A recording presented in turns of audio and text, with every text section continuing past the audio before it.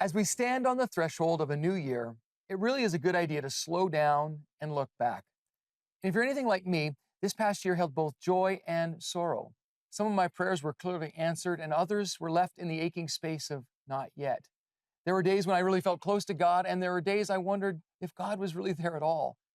And for many of us, January arrives with a quiet heaviness that whispers, I thought my situation would be better. I thought I would be better. And if that's where you find yourself today, you're not alone. And before we can take another step forward, let's take a moment to go to the cross together. As Jesus was hanging on the cross, bearing our sin and brokenness, he cried, It is finished. It was a promise.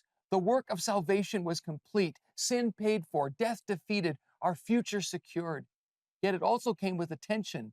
It is true that his saving work is finished, but his forming work in us is not yet. We are completely forgiven, but we're still being transformed. We're fully loved, but we're still in the process of becoming whole. And that isn't meant to discourage you. It's meant to steady you.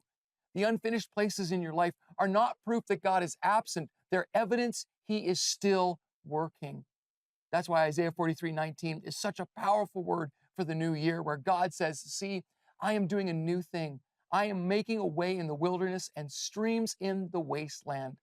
I love that first word, see. God isn't screaming for attention. He's offering an invitation. He's saying, look again with spiritual eyes. Don't interpret your life only by what feels painful or unfinished. Open your heart to my activity, even if you can't see it with your physical eyes yet. And then he names the places many of us know well. The wilderness, when the path seems unclear and you can't see the destination. His promise isn't to keep you from it, but to make a way in it, to bring streams where you expected wastelands. Think of clay in a potter's hands, spinning, pressed, reshaped, recentered. If it could speak, it might say, why am I still on the wheel? But the potter knows that pressure isn't punishment, it's formation. The spinning isn't delay, it's designed. And he isn't rushed. He's committed to the beauty of what he's making.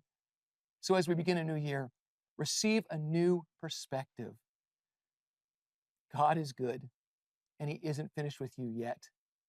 And when you believe that, you can walk in confidence that even though we aren't who we should be or where we want to be yet, God is working towards his perfect plan for us when we trust him one step at a time.